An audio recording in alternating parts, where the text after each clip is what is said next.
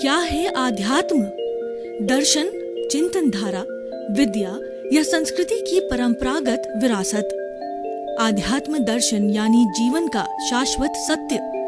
मानव जीवन से जुड़े शाश्वत सत्यों को जानिए और समझिए उपासक डॉक्टर सोहन राज तातेड़ से हमारे खास कार्यक्रम आत्मविज्ञान में। आत्मविज्ञान यानी सही दृष्टि, सही सोच। भाइयों और बहनों, मातृशक्ति को नमन। स्टूडियो में आपका हार्दिक स्वागत है, अभिनंदन है, सत्कार है। आत्मविज्ञान कार्यक्रम हम प्रस्तुत करने जा रहे हैं। इस कार्यक्रम के तहत आत्मा को केंद्र में रख करके और सारे हमारे साधन, घर, परिवार, हमारा काम, पद, प्रतिष्ठा, उसको हम परिधि में रख करके कोई बात करते हैं। जब हमारे ईश्वर को, हमारे भगवान को, हमारे प्रभु को सेंटर में रखते हैं तो सारे विचार हमारे अच्छे होते हैं। आपने महसूस किया होगा कि जब आप मंदिर में जाते हैं, ईश्वर की प्रतिमा के सामने जो है आप नतमस्तक होते हैं या आंख बंद करके और कोई भी भावना बातें हैं तो आपके विचार बहुत शुद्ध होते हैं, क्योंकि उस वक्त आपके केंद्र में प्रभु होता है, ईश्वर होता है, तो भगवान होता है। हमारे केंद्र में आत्मा है, यही ईश्वर है, यही प्रभु है, ये परमात्मा है। कुछ भी नाम दीजिए, यही जीसस क्राइस्ट है, यही मोहम्मद साहब है, यही भगवान महावीर है, यही 24 तीर्थंकर है, यही राम है, यही कृष्ण है, और कोई भी भगवान जो आपका हो, सब यही है। तो हम जो है वो प्रतिदिन नए नए विषयों के साथ में आपको सही दृष्टि, सही सोच देते हैं। तो आज का हमारा विषय है कि शरीर चेतन जड़ का मिश्रण। बहुत ही अच्छी प्रस्तुति है और ये बहुत अच्छी समझ है। जब ये समझ हमारी क्लियर हो जाती है तो हमारा दर्शन खुला होता है, हमारा धर्म खुला होता है, क्योंकि समझ का खुला होना ही फिलॉसफी कहलाती है, दर्शन कहलाता है। हमारे कंसेप्शन क्लियर होने चाहिए, हमारी सोच सही होनी चाहिए और हमारी जो थिंकिंग सही होनी चाहिए। ये सही है तो सम्यक दृष्टि मिल जाएगी। उसी का नाम सम्यक दर्शन है, उसी का नाम पॉजिटिव थिंकिंग है। जब हमारे नेगेटिव भाव तिरोहित हो जाते हैं तो हमारी पॉजिटिव थिंकिंग हो जाती है। उसी को ही राइट विजन कहा जाता है, उसको ही राइट थिंकिंग कहा जाता है, और वही हमारे आत्म कल्याण का रास्ता होता है। तो जड़ और चेतन, इसको समझना बहुत बहुत ही जरूरी है। जरूरी नहीं है, ये प्रथम आवश्यकता है। तो पहले हम जो 3 शब्द आ गए, एक तो चेतन आ गया, दूसरा जड़ आ गया और तीसरा मिश्रण आ गया।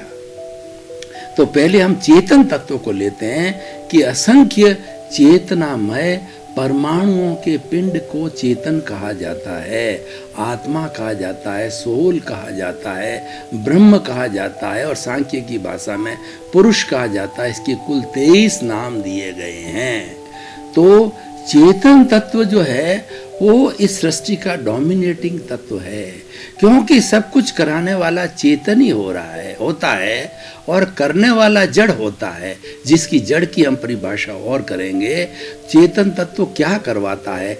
मैं बोल रहा हूँ, मैं हाथ हिला रहा हूँ, मैं प्रस्तुति दे रहा हूँ, कोई गृहिणी कार्य कर रही है और कोई ड्राइवर इंजन चला रहा है, कोई वक्ता जो है स्पीच दे रहा है, कोई नेता अपनी नेतागिरी कर रहा है और बच्चा पढ़ाई कर रहा है, डॉक्टर जो है ऑपरेशन कर रहा है और वकील है वो अपना जजमेंट, वकील जो है अपना सारा तैयार कर रहा है, असेसमेंट और उसके साथ साथ में सीए तैयार कर रहा है, और जो वकील है जज के सामने प्रस्तुत दे रहा है।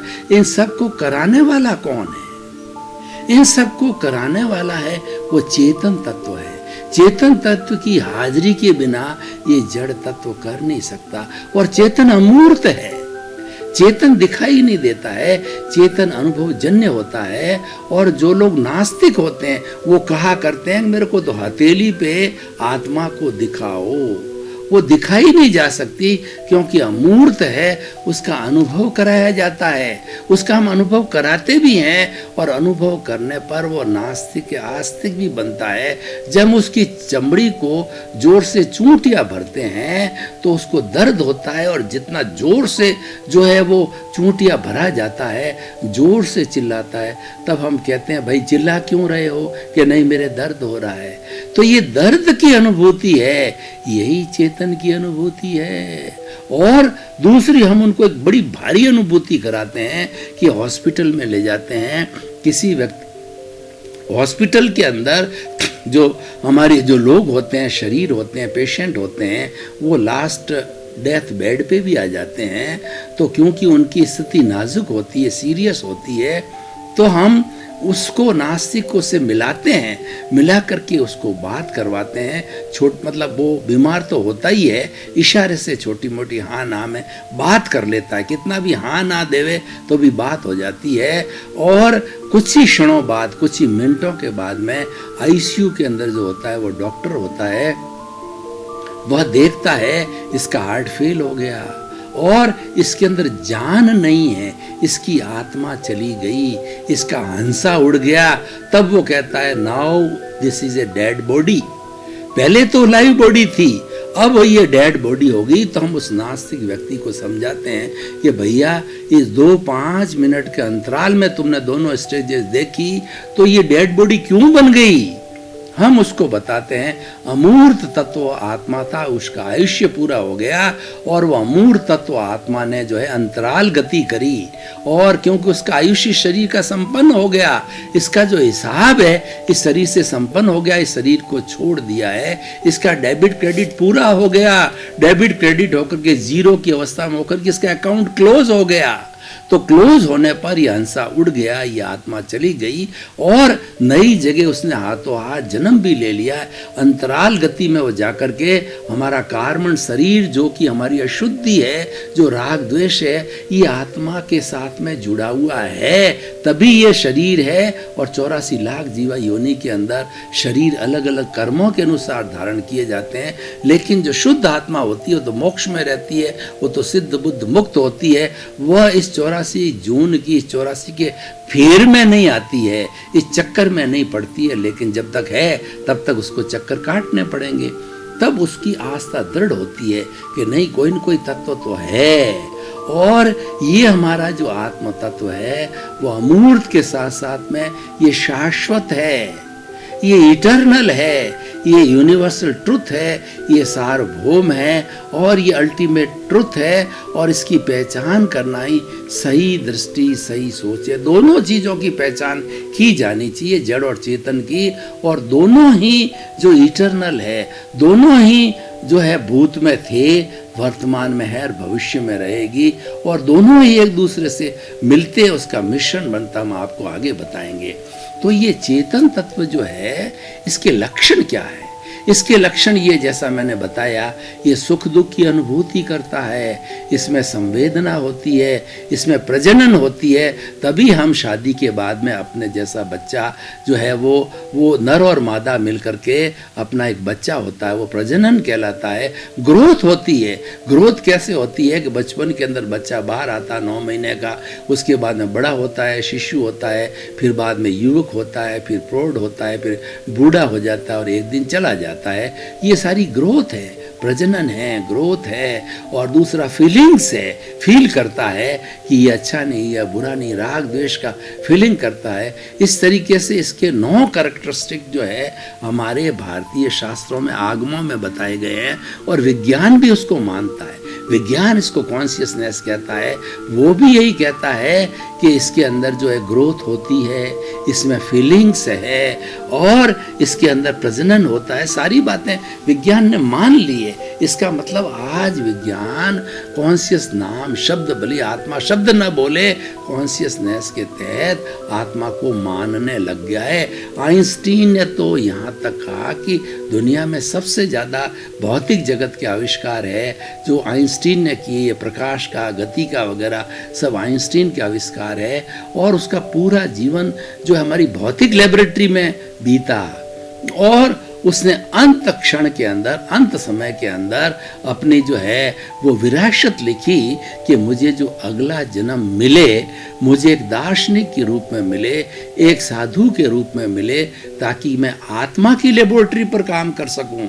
मैंने जड़ पे बहुत काम किया है और नए नए आविष्कार किए हैं। अब मैं आत्मा की लेबोरेटरी के ऊपर जो है इसको, इस शरीर को लेबोरेटरी बना करके और सिद्ध बुद्ध मुक्त होना चाहता हूँ। ये उसकी भावना थी।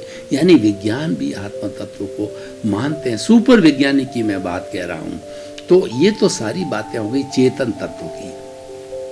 अब दूसरा इटर्नल तत्व आता है, वो जड़ तत्व होता है। जड़ तत्व का सबसे छोटी इकाई है वो परमाणु है। वो शुद्ध अवस्था में होता है और परमाणु वह होता है जो न तो जो है वो किसी भी हमारे जितने भी विज्ञान के इंस्ट्रूमेंट है उसके दायरे में नहीं आता। वो अमूर्त है, वो दिखाई नहीं देता है। पौद्गलिक है, उसमें वर्ण है, गंध है, रस है, स्पर्श है, और न वो न तो किसी से रुकता है, न किसी से जो है वो किसी को रोकता है। इतना सूक्ष्म है क्योंकि वह जड़ है और वो पुद्गल है, तो स्थान तो घेरेगा ही। और उसका मास भी होता है, उसका मतलब मास का मतलब उसका वजन भी होता है। तो लेकिन वो बहुत सूक्ष्म होता है। और ये जब एक परमाणु से 2 परमाणु, 4 परमाणु, 8 परमाणु आपस में मिलते हैं तो उनके बॉन्डिंग होने से उसमें विशुद्धि नहीं होती, और बॉन्डिंग होकर के ये अणु से सारी ये चराचर जगत की सृष्टि बनी है। मकान बना है, ट्रेन बनी है और फ्लाइट बनी है, और सारे जो आवागमन के जितने भी हमारे साधन है, पूरी सृष्टि जो है वह जड़ से बनी हुई है। तो इस तरीके से जड़ जो है वो वर्ण वाला होता है, गंध वाला होता है, रस वाता होता है, स्पर्श वाता होता है, और गलन मिलन धर्मा होता है। यानी हमारी पृथ्वी के अंदर 106 तरह के जो विज्ञान आज सब्सटेंस बताती है वो सारा पृथ्वी का है, और वो सब्सटेंस है, सारे जड़ है। वो क्या होता है, एक दूसरे के मिश्रण से बने हुए हैं कि एक परमाणु टूट करके आज अभ्रक है, कल भोडक बन जाता है, फिर सोना बन जाता है, चांदी बन जाता है, मोती बन जाता है, केमिकल बन जाता है। अलग अलग तरह की जो जितने भी चीज़ें हैं वो सब इन परमाणुओं के टूटने से, मिलने से, इसीलिए इसको गलन मिलन धर्मा कहा जाता है। तो ये हमारे जड़ पदार्थ की जो है कैरेक्टरिस्टिक है, जड़ पदार्थ के गुण हैं, लक्षण हैं। तो हमने चेतन के लक्षण देखे और हमने जड़ के लक्षण देखे। अब हम तीसरी बात करते हैं कि ये हमारा शरीर जो है ना, ये तो जड़ है, क्योंकि शरीर जो है वो कई परमाणुओं से बना है।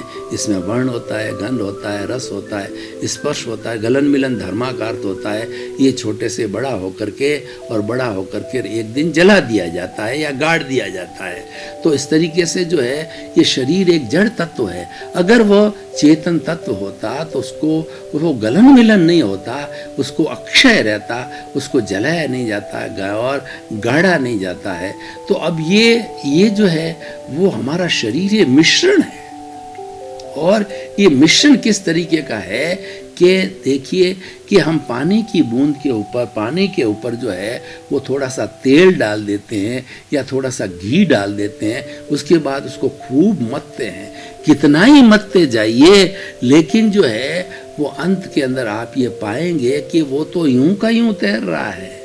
वो तेल या घी तरल पदार्थ यूं का यूं तैर रहा है, यानी वो मिश्रण नहीं हुआ। जबकि मिश्री को डाल दीजिए तुरंत उसमें घुल करके और मीठा हो जाएगा, दूध या पानी है। और फिर उसके अंदर जो है उसके साथ के अंदर नमक को डाल दीजिए तो नमक जो घुलनशील है घुल करके और उसको खारा पदार्थ कर दिए, घुलनशील पदार्थ होते हैं। लेकिन ये तेल और जो घी है ये तरल पदार्थ होते हैं, वो मिक्सअप नहीं होते हैं। इसीलिए आत्मा को टंकोत्कीर्ण कहा जाता है। टंकोत्कीर्ण का अर्थ होता है कि आत्मा और शरीर का मिश्रण है, लेकिन जो है ये अलग अलग है। चेतन हमेशा चेतन रहता है, जड़ हमेशा जड़ होता है, तो इनका मिश्रण हो जाता है। तो हम ये कहना चाहते हैं कि शरीर है ये जड़ और चेतन का या चेतन और जड़ का मिश्रण है। और इसका मिश्रण होने से क्या होता है कि चेतन तत्व अनंत चितों वाला कहा गया है। अनंत चितों का मतलब ये वह अनंत जो है वो शक्ति वाला है। दुनिया के अंदर आत्मा के समान किसी की शक्ति नहीं है। तो जब आत्मा एक शरीर में प्रवेश होती कर्मों के अनुरूप, चाहे मनुष्य का शरीर है, चाहे चींटी का शरीर है, चाहे हाथी का शरीर है, चाहे डायनासोर्स का शरीर है, जिस शरीर में प्रवेश होता है उसके अनुरूप वो शरीर अपना बना लेता है। चाहे नर गति, तिरंज गति, मनुष्य गति, देव गति में जाए तो वह अपने शरीर का संकोच कर लेता है या शरीर का विस्तार कर लेता है। तो ये सारा आत्मा तत्व जब करता है तो और उसी के अनुरूप ये सारा शरीर बन जाता है। परमाणु तो कहना चाह रहा था मैं कि ये चेतना देता है। और हमारे मनुष्य के शरीर के अंदर 60 खरब कोशिकाएं हैं और एक एक कोशिका को पावर हाउस कहा जाता है। एक एक कोशिका स्वयं में पावर हाउस होता है, वो जनरेट करती है। और एक एक कोशिका को अगर मान लो शरीर से निकाल करके और कल्चर मीडिया के बाद में उसको सुरक्षित रख करके और उसको जेनेटिक इंजीनियरिंग की सार संभाल के अनुसार जो है मादा के गर्भ में कोशिका को प्रवेश किया जाता है, नर का कोशिका को, और उसके अंदर टेम्परेचर, जलवायु और जो माँ के पेट की जो स्थितियाँ होती है वो प्रोवाइड की जाती है। उस वक्त के अंदर कोशिका को डालने के बाद बिना इंटरकोर्स किए गए, बिना मैथुन किए गए, बिना नर और पुरुष का स्पर्श हुए जब वो कोशिका धीरे धीरे बढ़ने लग जाएगी, एक बार भ्रूण बन जाएगा तो भ्रूण बनने के बाद ऑटोमेटिकली वो बढ़ने लग जाएगी और 9 महीने के बाद में क्लोन बनता है। एक कोशिका ने जो है वो क्लोन बनाया, जबकि इंटरकोर्स के समय तो माँ का अंडज और पिता का शुक्र जो है दोनों जगह आपस के अंदर जो मिलते हैं तो मिलन करके दोनों अपना अस्तित्व खो करके और एक तीसरी आत्मा का जन्म होता है। लेकिन ये तो वही क्लोन है जो कि हमारी कोशिका है, वही गुण है, उसके अंदर सारा वैसा ही चेहरा, वैसा ही नाक, और जैसा कि हमारे ग्राफ्टिंग वगैरह पेड़ पौधों के अंदर होती है, पशुओं में होती है, ऑस्ट्रेलियन गाय सब एक जैसी नजर आती है। और पौधों के जो है वो आप देखिए कि जितने भी जो है वो इस ग्राफ्टिंग पोजीशंस के द्वारा वो सारे फूल सब एक जैसे नजर आते हैं, ये क्लोनिंग कहला जाती है। और लेकिन मानव के ये प्रयोग अमेरिका में हुए, रोक दिए गए, इससे अनैतिकता फैल जाएगी। कोर्ट ने डिसीजन दिया कि मानव का क्लोन नहीं बनाया जा सकता है और बहुत कठिन भी बनता है क्योंकि सारी प्रक्रिया करना बहुत कठिन है, जबकि दूसरे पशुओं की, पेड़ों की, जड़ी बूटियों की, पौधों के अंदर आराम से हो रहा है और लंबे समय से क्लोनिंग हो रही है। किसी को वैधानिक रूप से वो इफेक्ट नहीं करती है, वो मानव के लिए उपयोगी होती है, मानव के लिए रोक दिया गया है। तो मैं ये बात बता रहा था कि ये पावर हाउस बन जाता है शरीर पूरा, क्योंकि चेतना एक एक कोशिका को जो है वो अपनी जो शक्ति देती है, अपना जो है चार्जिंग करती है। जो चार्जिंग करने वाली आत्मा, जब आत्मा शरीर से चली जाती तो चार्जिंग ख़त्म हो जाता है। जैसे कि हमारी मोबाइल के अंदर बैटरी होती है तो बैटरी का जब चार्जिंग कम हो जाता है तो हम चार्जर के माध्यम से लगाते हैं तो चार्जिंग होते होते 100% हो जाती है। और जब बैटरी पूरी डिस्चार्ज हो जाती है, बैटरी ख़राब हो जाती है, चार्जिंग होना बंद हो जाती है तो मृतवत हो जाती है। तो हमारा शरीर भी ठीक बैटरी की तरह है कि जब आयुष्य समाप्त हो जाता है तो फिर ये आत्मा इसमें टिक नहीं सकती, क्योंकि आयुष्य समाप्ति के साथ साथ में आत्मा अपना रिजर्वेशन टिकट लेके आती है। नया आयुष्य का बंधन इसी आयुष्य के रहते रहते कर देता है। प्रकृति स्थिति प्रदेश अनुभाग के अनुरूप उसका नया बंधन हो जाता है। मतलब कितना अगले जन्म में कितना आयुष्य होगा, कहाँ जन्म लेगा, किस समय में जन्म लेगा, कौन सी माँ के पेट से जन्म लेगा, किस स्थान में लेगा, किस मुहूर्त में होगा, सब कुछ जो है ये कर्म डिसाइड कर देते हैं। आयुष्य कर्म के बंध के साथ ही प्रकृति स्थिति प्रदेश अनुभाग बंद हो जाता है। तो ये सारी जो है ये प्रक्रिया करने वाली चेतना है और इस शरीर को जो है वो चेतना जो है चेतनावत बना देती है। इसीलिए हम कहना चाहते हैं कि ये दोनों का मिश्रण है, लेकिन ये जो जड़ है वो कभी भी चेतन नहीं हो सकता और चेतन कभी भी जड़ नहीं हो सकती है। इसको हम खुलासा बाद में करेंगे। तो कुल मिला के मैं इस एपिसोड के माध्यम से ये बताना चाहता था कि हाँ, ये हमारा शरीर जो है जड़ और चेतन का मिश्रण है। इसको मिश्र जो है वो चेतन बोला जाता है, क्योंकि ये चेतनवत एक्टिविटी करता है। इंद्रियां चेतनवत एक्टिविटी करती है, बोलना भाषा से बोला जाता है, मन से विचार किया जाता है, शरीर से कार्य किया जाता है। जो मान लो दिखाई देता है कि ये व्यक्ति के अंदर जान है, वो जान शब्द है, वही चेतना है, वही आत्मा है, वही सोल है, वही रूह है। तो भाई और बहनों, अब इसको हम एपिसोड को जो आज के परिप्रेक्ष्य के अंदर, आज की रिलीवेंस के अंदर, आज की सामाजिक उपयोगिता के हिसाब से कसौटी पर वो जो है कसें, तो इससे क्या भेद विज्ञान होगा। हमको पता पड़ेगा कि हम मात्र चेतन नहीं हैं, हम मात्र जड़ नहीं हैं, दोनों का मिश्रण है और एक दिन दोनों को अलग होना पड़ेगा। तो हमको दुख नहीं होगा। जब मृत्यु आएगी तब उसका हम आलिंगन करेंगे। और ये जो अगर 7 अरब की जनसंख्या का हर प्राणी जड़ और चेतन का मिश्रण का रूप मान ले, उसको कभी दुख नहीं होगा। व्यक्ति सबसे ज्यादा डरता है, वो मौत से डरता है कि मेरे कहीं मौत नहीं आ जावे, और मौत आएगी तो मेरी क्या स्थिति होगी, मुझे कितना दर्द होगा, मुझे यमराज कहाँ ले जाएंगे, कैसा पनिशमेंट देंगे, सारी बातों वो दुखी हो जाता है। इसीलिए कहते हैं कोई व्यक्ति मरना नहीं चाहता है, हर व्यक्ति सुख चाहता है, कोई दुख नहीं चाहता है। तो इसीलिए जो मरना नहीं चाहता है तो आखिर वो उसको मरना पड़ता है, क्योंकि उसको आयुष्य पूरा हो जाता है। तो जो इच्छा मरण करते हैं, जो लोग जो है संलेखना संथारा करते हैं, वो मृत्यु को इनवाइट करते हैं। उसको ये भान हो जाता है ये शरीर जड़ है, वो क्रश हो गया है, क्रश होकर के ज़्यादा सर्वाइवल होने वाला नहीं है। चाहे कैंसर की बीमारी हो, चाहे कोई बहुत बड़ी जो है वो ऐसी बीमारी हो जावे, असाध्य बीमारी हो जावे, डॉक्टर हाथ झड़क देवे कि भाई ये हार्ट की लास्ट स्टेज है, अटैक हो गया, अब जिंदा नहीं रहेगा, और हमने कीमोथेरेपी बहुत कर दी है, और ये कैंसर की लास्ट स्थिति है, ये दमा की लास्ट स्थिति है, ये किडनी की जो लास्ट स्थिति है, और सोडियम पूरा खत्म हो गया आदमी के अंदर। जो है वो सारी जो है वो जो अनुभूति है, यानी जो सारी जो समझ है, वो समाप्त कभी भी हो सकती है, यानी ऐसी स्थिति आ सकती है। तो ऐसी स्थिति आएगी तो व्यक्ति सचेत रहेगा। व्यक्ति जो है ये कोई तरह का दुख महसूस नहीं करेगा, कि वो प्रारंभ से ही जानता है ये जड़ अलग है, चेतन अलग है, और दोनों का संयोग है, दोनों को व्यवस्थित शक्ति ने मिलाया है, क्योंकि इसके आयुष्य का बंध है।